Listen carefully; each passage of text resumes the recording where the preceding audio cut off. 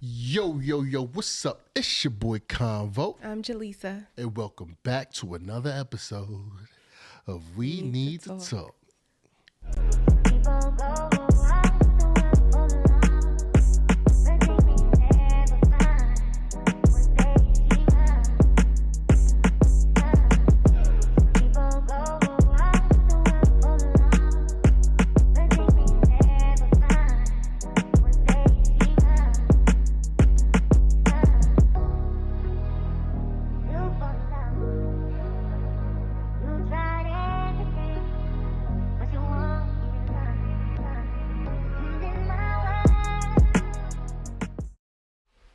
Ladies and gentlemen, welcome back to the We Need to Talk podcast. And as always, it's your boy Convo, accompanied by my beautiful wife, Jaleesa. Please give it up for her one time.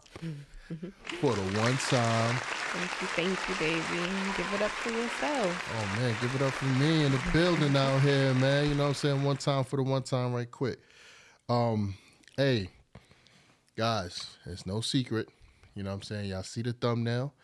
Y'all see the title. Y'all know what we're going to be discussing today. Shoot, baby. About 2 hours ago, we kind of chimed in a little bit on it on our own time. Yeah. You know, things got a little feisty. Not feisty, but, you know, just passionate because I don't think we share the exact same views on it, but we have, like, different hopes, you know what I'm saying, for, I guess, a solution or whatever. You know what I'm saying? You was talking some real political stuff. And I was like, I feel the political stuff, but I think it's like a different issue. I don't even think it's more of a political issue. I think it's a expectation issue. Yeah, we're gonna chat about it. You know what I'm saying? So coming from where you from, baby, your upbringing. What is a typical guy? Like what does he look like, or how does he move? You know what I'm saying? As far as like maybe his career or his like where he stays, how he approaches women or approaches people. You know what I'm saying? Some personality traits. What's a typical guy in Crown Heights? That's a weird question. I can't answer that because I can answer what's a typical boy, like a young boy. Okay. Because we were young. Yeah. You know what I'm saying? I get it. So I don't. Yeah, the boys don't really count. You know what I'm saying? Information about the boys. Growing up, all the boys were, like trying to be in fake gang. Well, that gang life and stuff like that. Mm-hmm. So would you say it was more guys with promising futures or guys that, you know what I'm saying, came from a struggle and, might be a statistic? Yeah, definitely a statistic.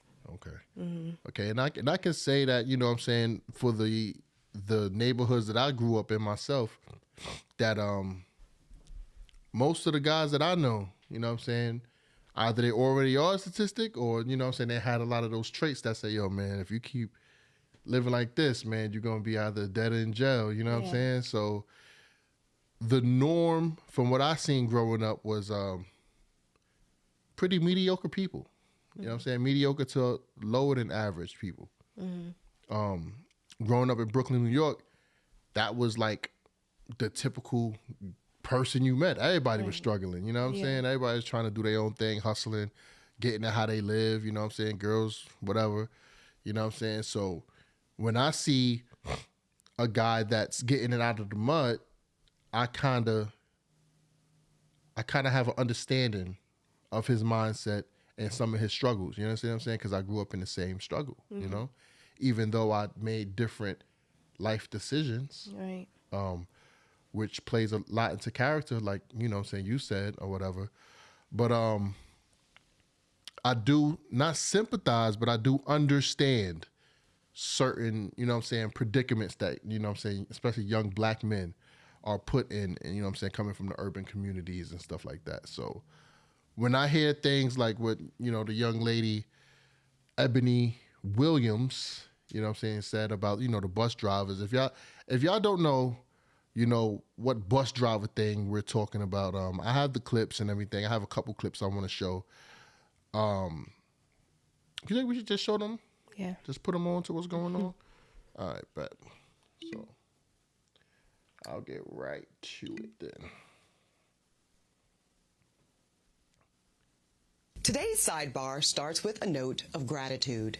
I want to thank the culture for making my interview with Dr. Iyanla Vanzant one of the most popular and actively engaged content offerings the Griot has produced. So before I tell you my thoughts, let's replay the clip that had some of y'all deep into your feelings. I do want you to speak, Iyanla, to how women need to,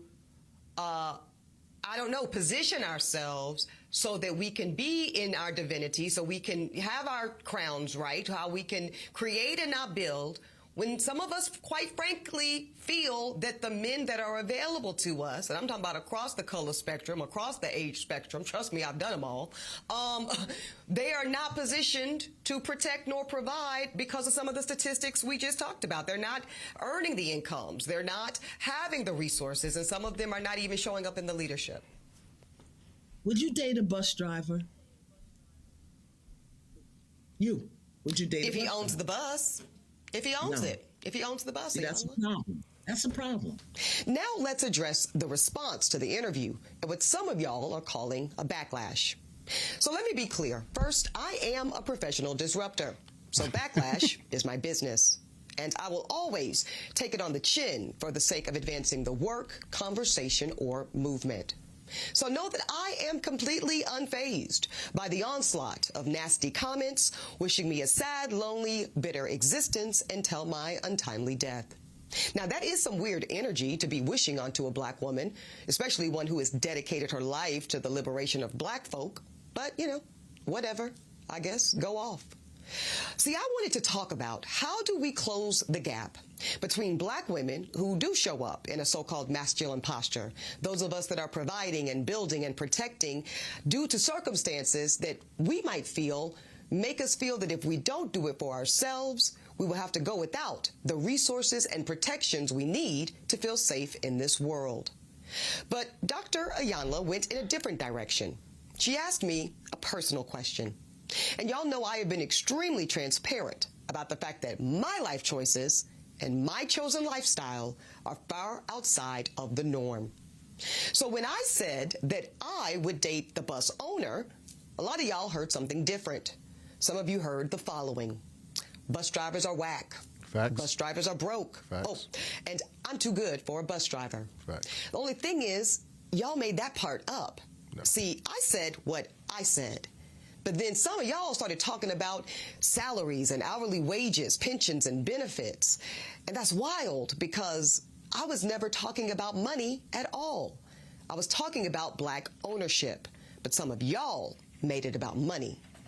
I'm talking about ownership, black enterprise and entrepreneurship because really I am talking about black liberation. And if you read my book, you'll understand why. So I'm standing 10 toes down on that position, and I don't really care if you're hurt or offended by it. So that's basically the gist of that clip. We have one more when the young lady went to the Breakfast Club. You know what I'm saying? Shout out to the Breakfast Club. Let's hear my boy DJ Envy and his beige rage attack this situation. The goalpost, right? What people were upset about was what you said, and everything that you said could absolutely positively be true. People were upset that they felt like that you were putting down the average person, quote unquote average job, and the person that was working the average job, that their what they do is not as good as what you do. That's a projection, Envy. Envy, that's a projection because I'll let you speak. Let me talk, go ahead, please. Envy. Yeah. So when you start talking about all this, and I read the comments just like you did because I wanted to prepare myself when you came up here to understand what people were mad about and understand what people were upset about. So when you're talking about all this brother this and the black man this and the white supremacy this and this, that, and the other, that's all to the side of how you felt about that quote unquote average job, right? Mm-hmm. And I'll be honest with you, right? And one of the comments that I said, and maybe I'm not sure, right? The guy was like, you talk about all this about lifting a brother up and lifting this up and white supremacy and what you do for our people. And then the first thing the brother said was, but your fiance was white. And I'm sitting there like, how do you talk about how much you're uplifting and how much you're going for black people, but that's not necessarily what you're even looking for? Well, first of all, Paging Dr. Umar, damn. Well, let's address it. And if I'm wrong, let's not skip a beat. So I would love to know how you, Envy, know what I'm looking for, because we never had the conversation. I don't know. But I'm telling you what people are saying on comments, what I've read, Right. and I'm talking for them. I'm not a bus driver. I'm speaking for the average person out there, because I feel for them, because the bus drivers and the average person are what keeps these lights on here on the Breakfast Club. That's right. They keep me booking shows. Nobody is saying. Okay, first of all, this is not about you booking shows.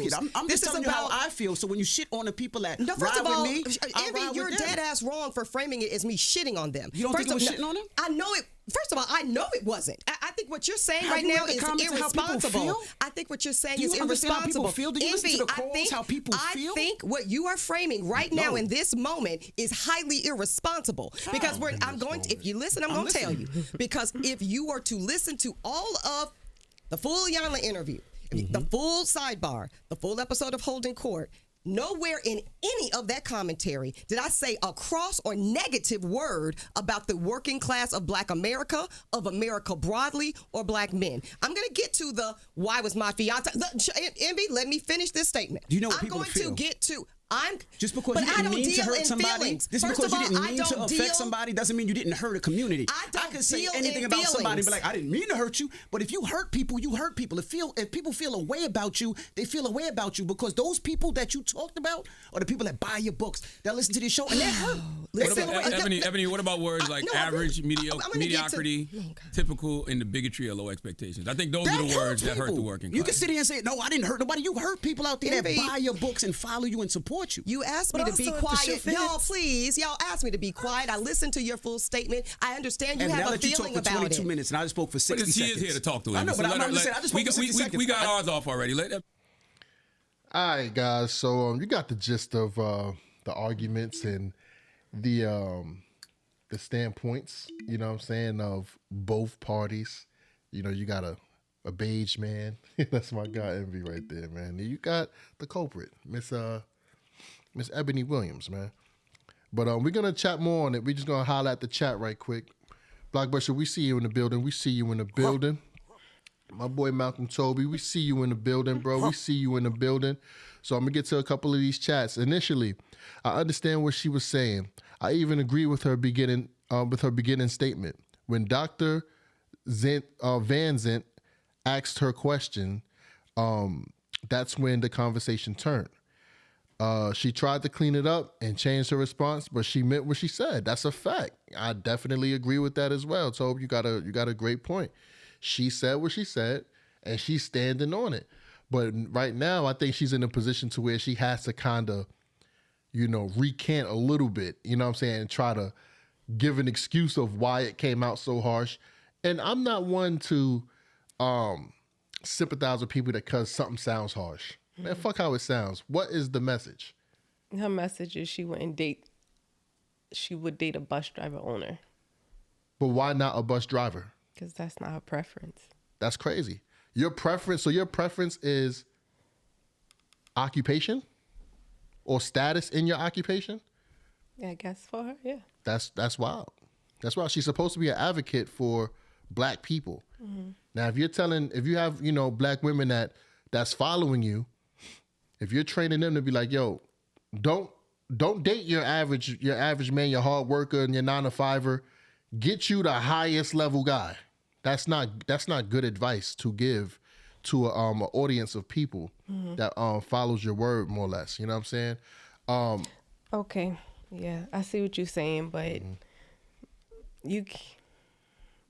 at some point you gotta be an adult and come up with your own mind and do things with your own thought, not what someone else tells you or says that they do.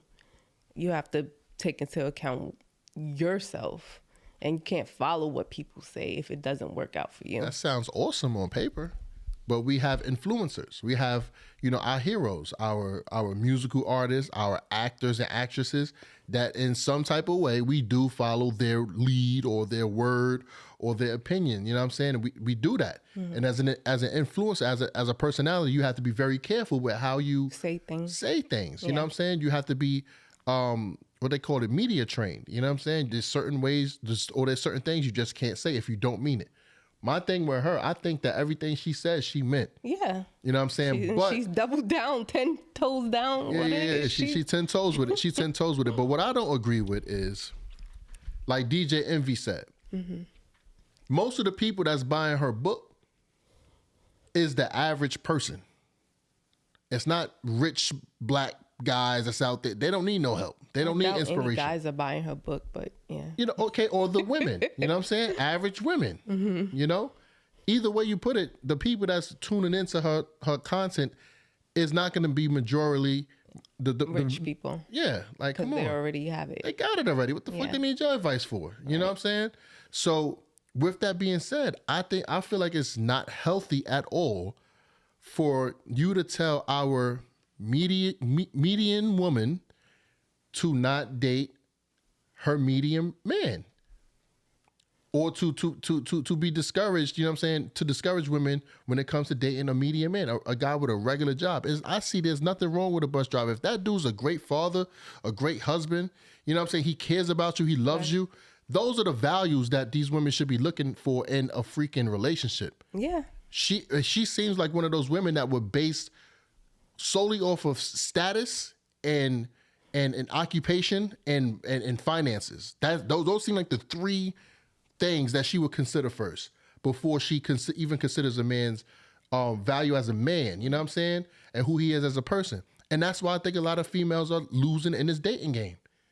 You chasing something that you shouldn't be chasing. You valuing shit you shouldn't value for a relationship. You know what I'm saying? If you wanna have a group of successful friends, you wanna have a circle of success, fine, that's great. Then that's when you should value, you know what I'm saying, their occupation and their status.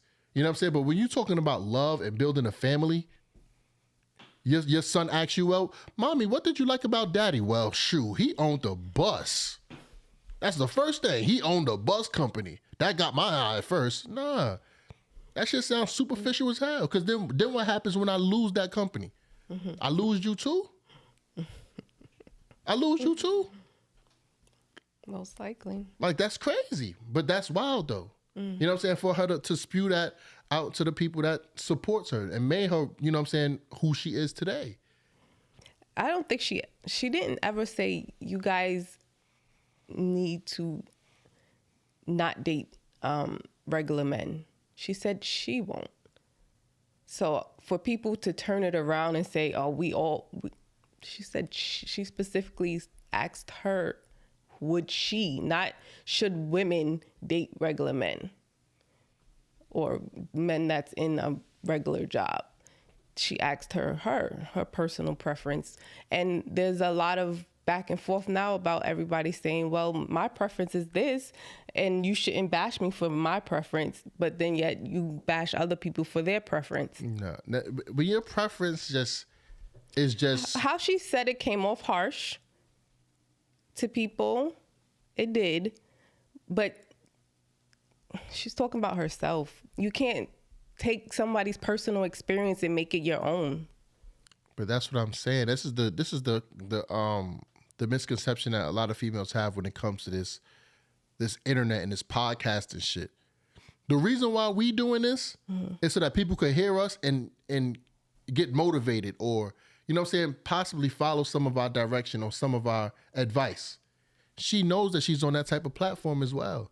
So just because she says that that's what she would do, you know what I'm saying, she knows that there's going to be other women that's going to look at her viewpoint and follow it.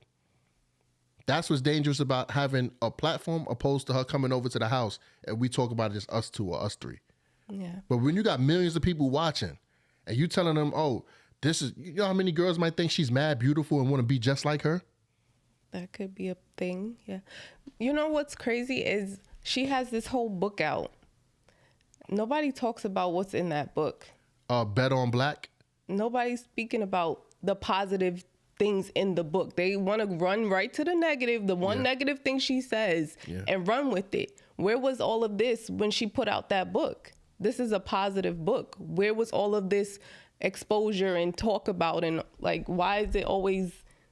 Well, she's and going... The other thing is that clip was taken out of context from the conversation that was held before. It was a good interview. Like she had questions for Ayanna and it sounded like to make women better overall. She was so what can we do to get this right?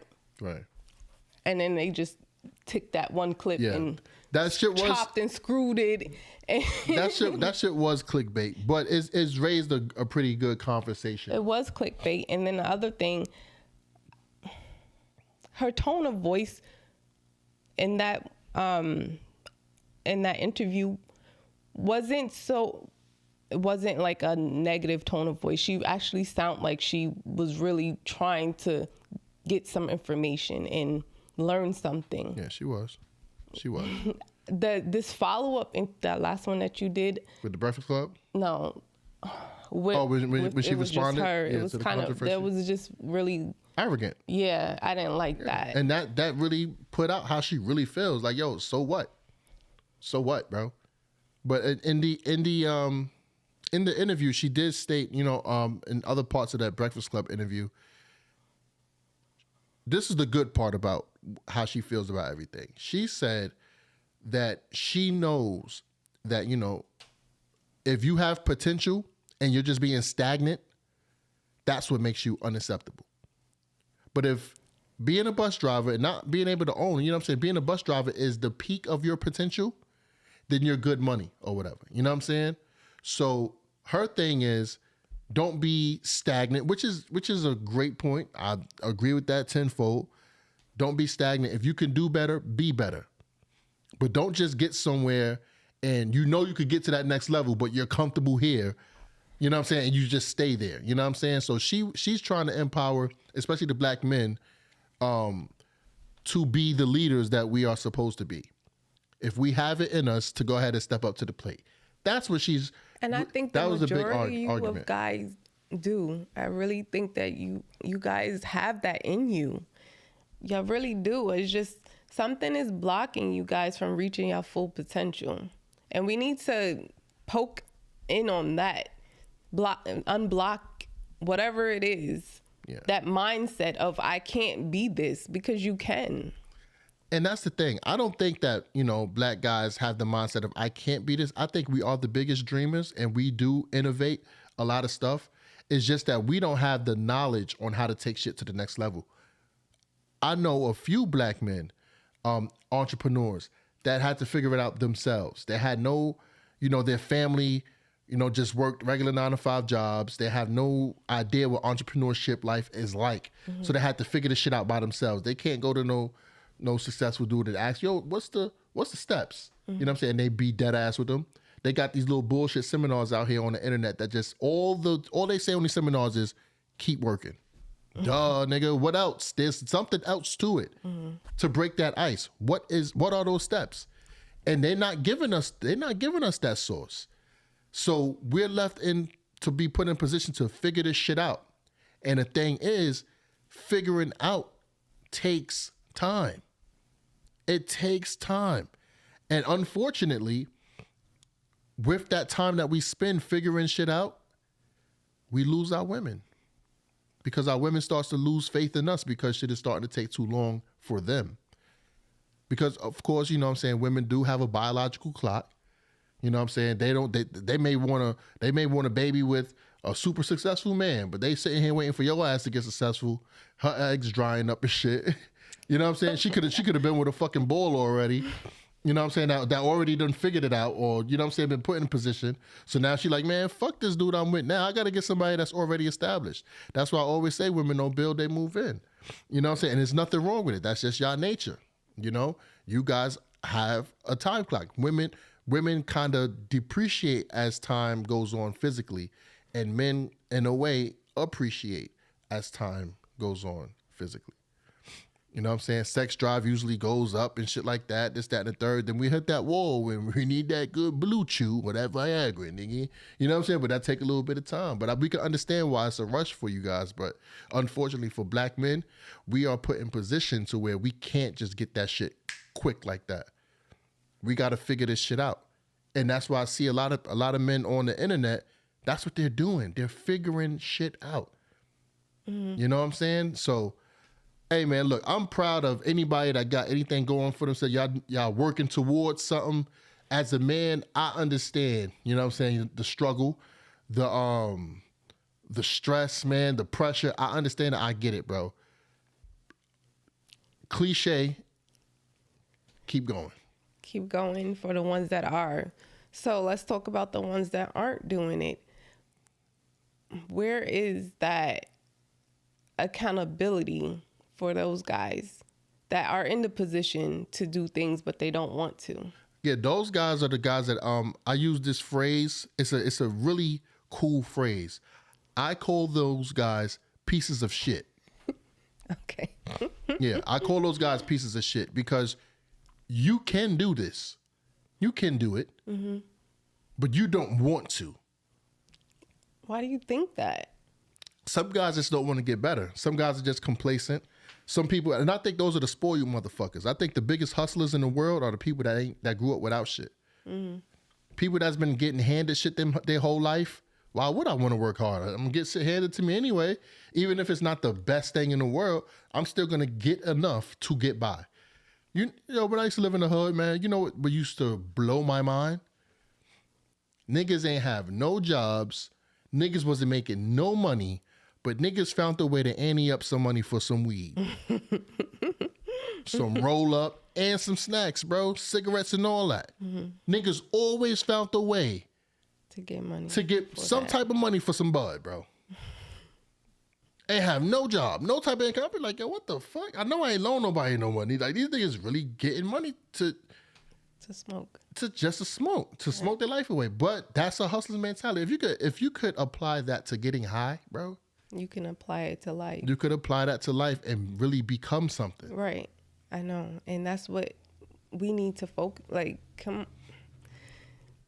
don't know. Like you said earlier, we need more of those communities, those seminars and things like that to get this information out there that we need to step up.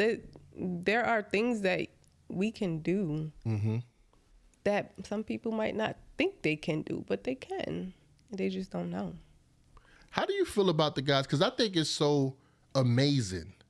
Like, one of the guys that I respect the most in this game, especially in this podcast game, is a guy named Wallow. Him and Gilly the Kid, they got a podcast called $1 Million Worth of Game. Fire, right? And Wallow did 20 years in prison. 20 years. Came home, no excuses, built a platform. He's a multi-millionaire now. I'm talking tens of millions of dollars. You understand what I'm saying? Yeah. Within, 6 years, made it happen. That's why I don't understand why when other people that say they came for nothing don't do anything or try. But the thing is, there's always so many examples of people actually doing it. Like you said, though, it's a mindset. But unfortunately, most people don't have that mindset. Most people don't have that go-getter mindset, especially if they've been spoiled, and especially if they've been getting by. To a lot of people, getting by is good enough. So you think those guys that you said be in the hood, scrounging for money for weed, they've been spoiled? In a way, yes. Because look at it like this, right? They in the hood, they ain't got no job, no money, but they living under somebody's roof, right? That's some spoiled shit. You know, if motherfuckers ain't have no sympathy for you and say, yo, you got to really get out of here and get it on your own, bro. Like, I'm not going to allow you to just stay in my house and smoke weed all day. If that was the life they lived, either they're going to be a bum and die a bum, or they're going to have to get on their shit and, get a job and be a productive member of society. You got to force people into a situation sometimes, especially if you see that they just don't want to do anything. Because to me, it'd be disrespectful to me, bro. If I let one of my homies come live with me and he like, yo, Con, let me just come stay with you for like 2 months till I get on my feet, you know what I'm saying? I'll be out 2 months. Don't worry about it, bro. I got you. I'm going to get this shit going. And when he come here, This nigga ain't looking for no job. He ain't outside like trying to pick up a gig or something like that. Nigga in the house, chilling every day, watching my Netflix, eating my food up, running the light bill, you know what I'm saying? Not doing anything. I'm gonna be like, yo, bro, what's up with you, man? Next thing you know, 3-4 months done passed. But that's me. I'm to blame for that. Because I allowed him to stay here and be nothing. Yeah. You know? So that's what I would take accountability. You got to stop spoiling motherfuckers. And then on top of that too, with the females too. I always say females got this arrogant attitude that, yo, go out and go to college. Because, you know, women are taken care of more than men. But you just said all these guys, they are being taken care of. Yeah. But when I'm talking about being taken care of as far as like when you're chasing success. You know, like we had the conversation earlier about men going to school. So those guys that are lounging around, getting money for weed, if they were to change up and go chase for success, you think that situation that they were in that was holding them there would disappear?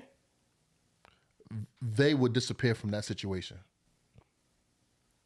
They will level up. It won't be in that situation. They won't be back in the projects no more. And they won't look back. Right. Because now you'll have a mindset of, I need to get my own. I'm going to get my own. And honestly, when you got to go back to a place where it's not yours, you're going to feel uncomfortable. And that's what's going to make you keep moving, not being comfortable. And that's where I agree with Ebony at. Motherfuckers is complacent. They're comfortable. They're comfortable with mediocrity, being average. Bro, that's my word. I'm never satisfied. I am never satisfied with any accomplishment I had. I've always wanted to get to the next level, bro. Always. And I feel like if there was more people, not even just men, if there was more people with that attitude, we would be a better quality of people, bro. Our race, black people, we at the bottom of the totem pole for a reason, bro. We got too many complacent motherfuckers. And then we get some money, what we want to do? We want to act like we got it. We get a stimulus check, what we want to do? First thing we're going to do is go try to buy some foreign sneakers or get a BBL. Oh, God. Come on, we want to front all day. That's all we want to do. We want to hit the club and act like we got it. We want to hit the club and spend money and act like we got a house. Yep, and we could have used that for an actual house. An actual house. Y'all don't know. If you have decent credit and $4,000 to $5,000, you can get into a house. Yep. You can get into a fucking house. All of those stimulus checks and all of that y'all could have anteed those up and got into a house, bro. Yeah. Down payments for houses is not no crazy bread, bro. You know what I'm saying? But motherfuckers don't want to do things like that. They don't want to hear that. They want to hear, oh, wait, I get this $1,200. Nah, man, I want to go buy some so I can put on Instagram. Oh, look at me, I'm lit. Look at me, look at me. I'm a star. You're not a star. You're not a star. Do you think her comment that she made about the bus drivers was more an emotional thing? That the backlash is more of an emotional thing? Yeah, it definitely is. Because rich guys ain't saying nothing about it. But the fact of the matter is, most of the people in the United States, they're average people. Average is the most people. And those are the guys and women that has those type of jobs. 9 to 5s, bro. 8 to 8s, whatever. You know what I'm saying? And the fact that she hurt men when she said that. Women ain't hurt behind it because it's like, you know, as a regular dude, you doing your best, right? You might love a woman. You might love a girl. She might have different credentials with you than you know what I'm saying, financially or, you know what I'm saying, economically or whatever. But you really into her, bro. But you a bus driver or you a custodian or, you know what I'm saying, you something. You're not, but you're not all the way up there in corporate. So you mean to tell me that I have no shot with you because of my job? Because of my job, I shouldn't even look your way. That's what she said. That's crazy, bro. That's crazy because there's guys out here that bust their ass. And where they at is their potential. But then why, all right, don't look for a girl like her. don't get mad. Don't go after a girl like her then. There are other girls that don't require those things. But a lot of women are following these girls' leads, bro. A lot of women are following that logic when it comes to courting someone or picking someone that's suitable enough to date and have children with and have your respect. That's a big thing. Mm-hmm. If he don't make X amount of money, he don't deserve no damn respect. What Cardi B said? Broke boys don't deserve no pussy. I know that's right. What my pockets got to do with a love-making act? What my pockets got to do with that? And then at the same time, women want to be like, we're not superficial. It's not about money. It's about money. It's about money, and that's why it's fucked up. And that's why a lot of black men is going abroad. But it's the one thing that we were talking about is every other race, when they say, like, they have to have requirements and the dude has to be able to provide for their family, it's not an issue. But when black women say it, it's a big issue. Why is that? I believe that black women are put in position to have to lower their standards to a certain degree. That's why. I think it's a problem because black women, they start at the bottom, you know? But because of hypergamy, you guys think that you deserve this up here. You know who's down here with you? Your black brother. So you overlook your black brother, who you really qualify for, and you start to look for these next guys, right? And then what happens? You look for these guys up here, and you expect for them to have the mindset of a more humble dude down here. Because you get this dude up here, he not really going to be into you. He got a plethora of women that's after his pockets. Yeah. He's not going to focus just on you, but you're going to get up there and you're going to be like, well, I'm up here with you. Can you please think like those guys down there, please, and be monogamous and love me and give me time? But a lot of guys down there don't think they have that mentality too. They don't have the humble yourself mentality. Not to the same degree. I think so. Okay, you're more inclined to fall in love with your woman when she's with you through hard times. Yeah. That's a big sign of loyalty to a man because we know that's what you guys value. You guys value our pockets. We value your beauty. Now, you will really be able to know, it will really be good for you if you gain 500 pounds and I still love you. Mm. That's to tell you, you're like, oh, damn, he must really be with me because my asset that has depreciated with all this weight, I'm super huge, I'm 600 pounds, and he still love me? So for minutes, damn, man, I ain't where I'm supposed to be, man. I'm making X amount of money, but shorty fuck with me, bro. So she gotta love me, bro. That's just a loyal chick. Yeah. You understand what I'm saying? So here's another thing that you said. So those women in the other race, they're up here? Now, because you said both black women and men are down here. Yeah. And they in want America, this guy up here. So the women in the other race, aren't they down here too? Some of them, some races, we know statistically that we're at the bottom of the totem pole. Mm-hmm. We're not going to talk about immigrants and shit like that, right? Why? Okay, because this country is built off immigrants. We can even talk about the immigrants, but what's crazy about the immigrants is the immigrants come into this country and they stick to their family. Mm-hmm. That Mexican woman is going to come there with a Mexican husband, and she's going to call him Papi to the day he die. He's going to get that same respect no matter if he has a gig or not. She's going to ride and she's going to die with him. That white woman, she's going to get on that white man's program. That Asian woman, she's going to get on that Asian man's program. The problem is black women don't want to get on a black man's program. They don't understand the program and they want to rush the program and rush the process. That's why we struggle with you guys at first because we try to tell you, we try to talk to you, you don't want to fucking listen, and it's like, I'm fucking tired of this shit. I see Poppy over here, his wife, when I go to the house, she hang my coat up, super feminine and submissive. Like, I want to experience that because I'm busting my ass. My boy Pablo coming home to peace. I'm coming home to a woman that don't respect me, telling me to make more money. Well, did you get the promotion? Like, worried about my job more than anything. They didn't even ask me how my day was. They didn't give me no sugar, no nothing. It's a fight. It's a battle. I'm battling with my sister. You know? So maybe economically those other races or other women might not be up there, but I think black men put them up there because of a lot of their qualities. And we want black women to be up there. That's why we have these podcasts to give you guys advice on how to be more valued by men. Women you can't set your own value. Your value is given to you by the outside world.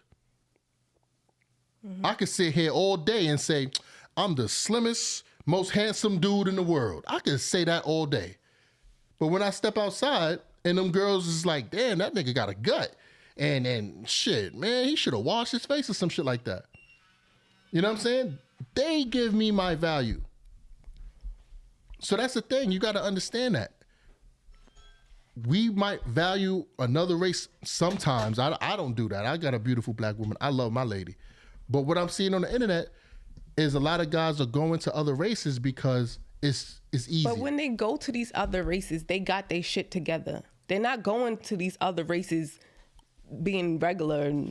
They're going, they level themselves up and then they go. Yeah. So my thing is, why can't you level yourself up for a black person? The leveling up is happening, but the leveling up process is called building. Once again, women do not like the building stage. But why is it a problem when it's a black woman that doesn't want the building stage? But when the other races come in on what's already been built, it's not a problem. No, those other races, they experience the building stage. Trust me, and that's another thing. Like I said, black men, we are put into a position where we got to build. Everything we want and everything we get, everything we are, we have to build from the bottom. You know, because as a whole, generally, we don't have a silver spoon in our mouth. We're not born with that silver spoon. Right. So if we want that business, 9 times out of 10, my family ain't started. I got to be the pioneer of this shit, and I got to figure it out. You know, but during that time of figuring it out, it is your duty to be patient. It is your duty to support. It's your duty to believe in the process. It is your duty as a wife. You can't tell me to have my shit together like fucking whatever white dude you done seen already that's a fucking doctor or whatever business he got and expect me to be like that. And I come from Best Style Brooklyn with nothing, nigga. You know what I'm saying? And I'm trying to make something of myself. Now, I can see if all I was doing was sitting down smoking all day, every day. That's my life, just sitting and smoking. Then judge me, lady. Do what you got to do. But if I'm out here busting my ass, you see me doing research and you do all this other type of stuff, and just because I don't get it the way you would get it, that doesn't give you the right to say that my way ain't working. Because women and men work differently. Yeah. You understand what I'm saying? I don't believe in going to school to be successful. I think college is a scam, honestly. You know, you go to school for all of these years, and then you get a piece of paper that says, all right, you can work, and then you paying off for that piece of paper until you die. You can't even get a car because you got to prioritize your fucking school bills. Yeah. But not to downplay anybody that, you know, has gotten a degree or whatever. That's fire. That's dope if that's your lane. But I think work overpowers all of that stuff. You understand what I'm saying? There's a lot of people that get degrees that don't even work in that field. Yep, that happens a lot. I think certain degrees are needed, not all of them. Right. Certain ones. We got a couple more chats in the building right quick. It's definitely hard out here for men, but we have to keep going no matter how cliche it sounds. All right, we got my boy Go Hip in the building. Yes, sir. Tuned in. The future of podcasting. You already know, bro. Give it up for you one time for the one time in the building. But yeah, man. So there's a lot of nuances that goes on to these subjects, and I think they're pretty touchy. And you know, guys like me, I get emotional with this stuff. You did also as well, because I know you want better for black people as a whole. Yeah. But my thing is, why aren't we striving to be in? We always complain. That's my thing. Do not complain if you're not going to try to change it. If you're not going to try do something to change, you have no point of complaining. Be part of the change. So we're complaining about how the way things are ran in this country, but yet nobody is trying to get into the politics and government to change the things that how it's ran. Nobody is trying to get into the like research and technology and things like that to be a part. Like, we all see this AI thing going on. Oh man. There aren't that many Black people that is in that field. We are going to get left behind, not knowing what we're gonna get smoked. There's like, no, that's true though. That's true. We don't have any know-how or anything about those things. Why aren't people going into those fields? That's what makes me upset. Like, we have to do better. We can't just be sitting around being complacent and not trying to better our community.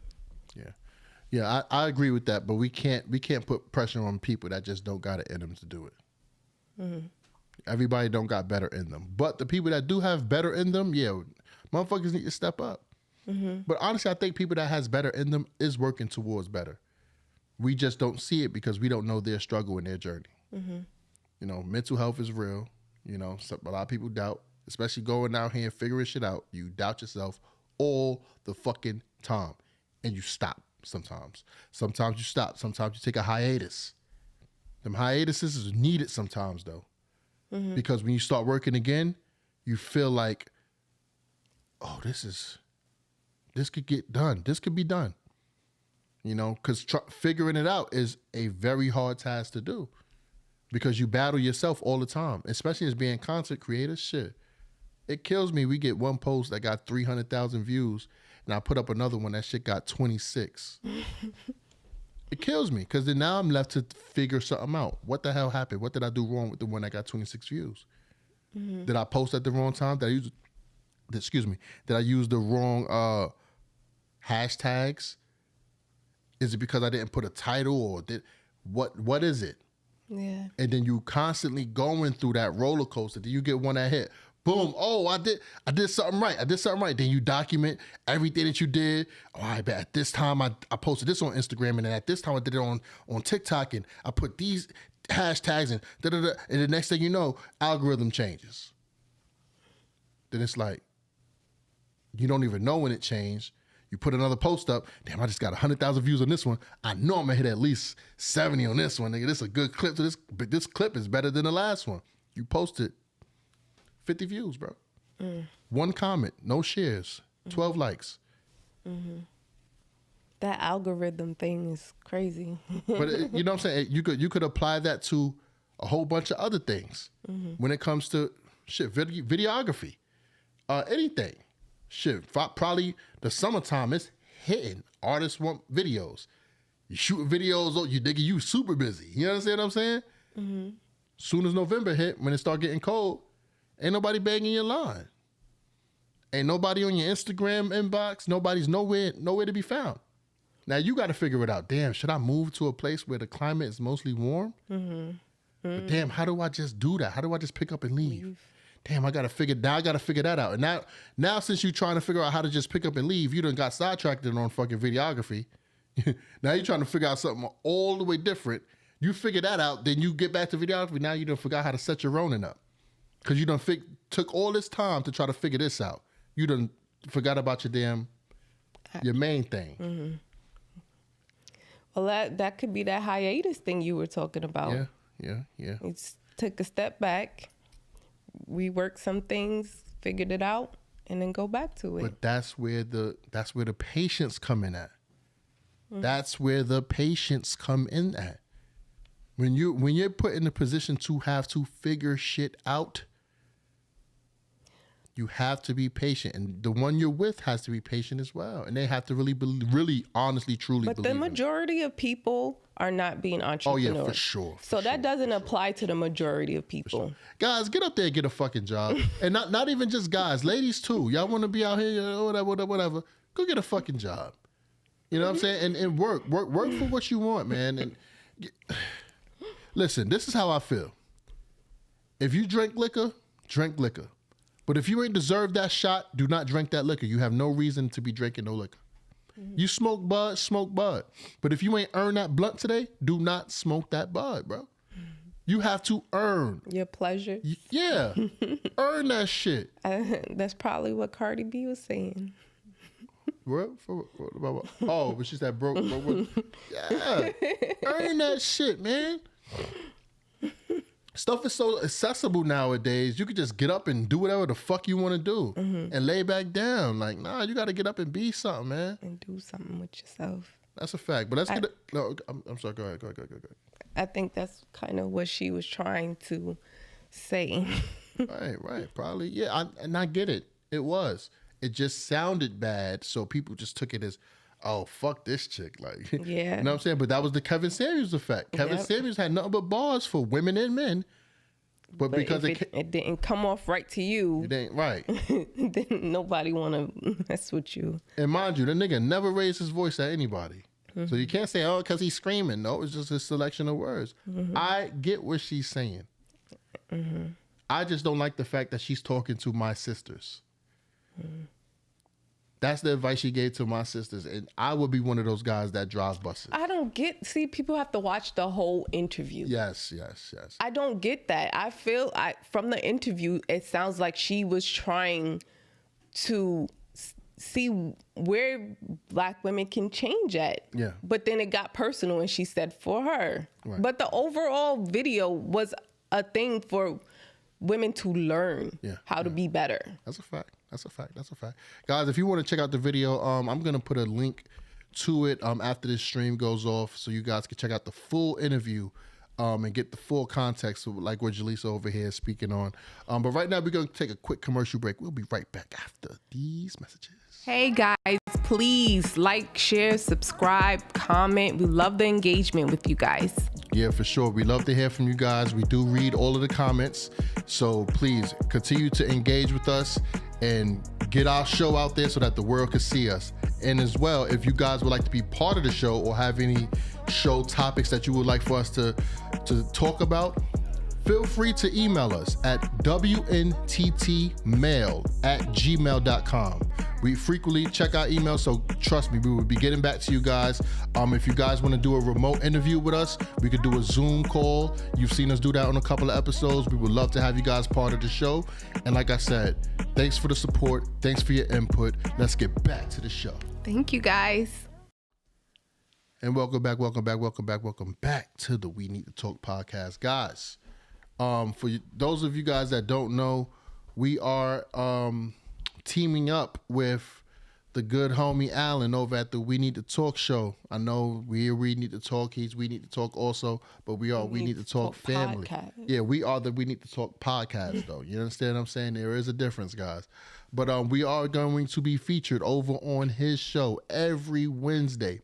So if you want to tune into that, we will be posting a link on our YouTube page and, all around social media, what I'm saying, right before we go live. Dope conversations over there. You'll get more content like this, but we do like stick on topic a lot more over there, type stuff, and, a lot more chats and engagement and stuff like that. So feel free to follow him over there at WNT Talk. I'm saying? That's the name of his page. Scroll through some of the videos, man. Like, subscribe. You'll see us up there a couple times. We did a video or two up there. Let them know, man. Show them some love and all that.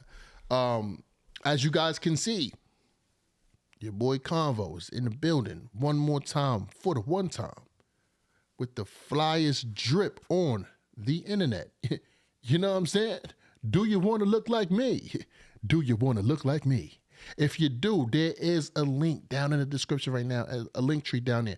Hit that joint. Hit the merch tab, MERCH. Over there, you will see hoodies, hats, More hats, more hoodies, t-shirts. We got cups, we got dog bowls, we got bags, we got shower curtains, all types of stuff that we ain't got no business having up there. If you guys can, if you guys will, go ahead, purchase something, man. Purchase something for you, for your husband, for your wife, for your neighbor, maybe your grandmoms. Sooner or later, we'll have stuff up there for your pets. But go ahead and hit that merch tab. Show some support. Show some love. Take a picture. Tag us so that we can repost you and let the world see the support. But we're going to close out this episode right now. Your boy Khan is feeling a little under the weather. You know what I'm saying? I know you heard some sniffles earlier. This is a very expensive mic. I know you got it. I know you caught it. You know what I'm saying? But you got anything for the people, baby? Just be well. Be well, kind. man. Be well and be kind, man. But as always, it's your boy Convo. I'm Jaleesa. Peace. Bye. Some people go